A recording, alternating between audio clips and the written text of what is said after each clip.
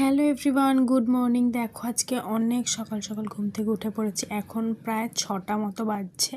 তো দেখো এত সকালবেলা ঘুম ভেঙে গেছে, আর রাস্তায় না পুরো কুয়াশা, মানে এখন একটুখানি ঠান্ডা ঠান্ডা পড়ে গেছে, আর ভোরবেলার দিকে বেশ ভালোই ঠান্ডা লাগে। এখানে দেখো মা আমার জন্য আলমন্ডস বাদাম ভিজিয়ে রেখেছে, আর এখানে কিছুটা কিশমিশ ভিজিয়ে রেখেছে যেটা আমি খাবো। তো এই ভেজানো কিশমিশটা মানে আমি খাই আর কি। আর এখানে আলমন্ডসটাও আর কি মা ভিজিয়ে রেখেছিল, বেশ ভালোই লাগছিল খেতে। তো এই কিশমিশটা আমি এখন খেয়ে নেব। আর সকালের মানে ঘুম থেকে ওঠার পর না এত ভালো লাগে, মানে আমি এই উঠলাম, এর আগে কখনো উঠিনি এত সকালে। তো বেশ ভালো লাগছিল, কিন্তু মানে একদম ঠান্ডা ঠান্ডা ওয়েদার, একদম ফ্রেশ এয়ার বইছিল, খুব ভালো লাগছিল। তো দেখো এখানে কত লোকজন হাঁটাহাঁটিও করছে রাস্তায়। এখানে আমার বোন এখনও ঘুমোচ্ছে, ওদিকে বাবা মাও ঘুমোচ্ছে। তো তারপরে একটুখানি আমিও ঘুমিয়ে পড়েছিলাম। তারপর ঘুম থেকে উঠে শটাং লাঞ্চ করলাম।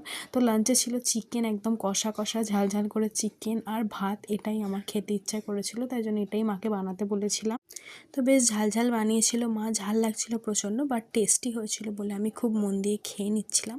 এতটাই খিদে পেয়ে গেছিলো যে আগে খেয়ে নিলাম, তারপরে আমি স্নান করবো। তো খাওয়া দাওয়ার পরে একটুখানি রোদে বসেছি, জানলার সামনে রোদ আসে তাই।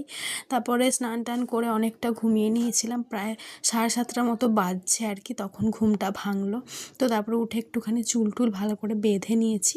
দেখো এখন কটা বাজে, মোটামুটি ওই 8টা মতো বাজতে যাচ্ছে, মানে মোটামুটি সাড়ে 7:30 মতো বাজছে। তো দেখো এখানে তারপরে মায়ের সাথে বসে বসে গল্প করছিলাম। আমার বোন এখানে ভেজে দিল আমাকে চিকেন পাকোড়া, যেটা গরম গরম খেতে জাস্ট দারুণ লাগে। বাড়িতে কোনো সস ছিল না, যে কারণে আমি সস ছাড়াই খেলাম।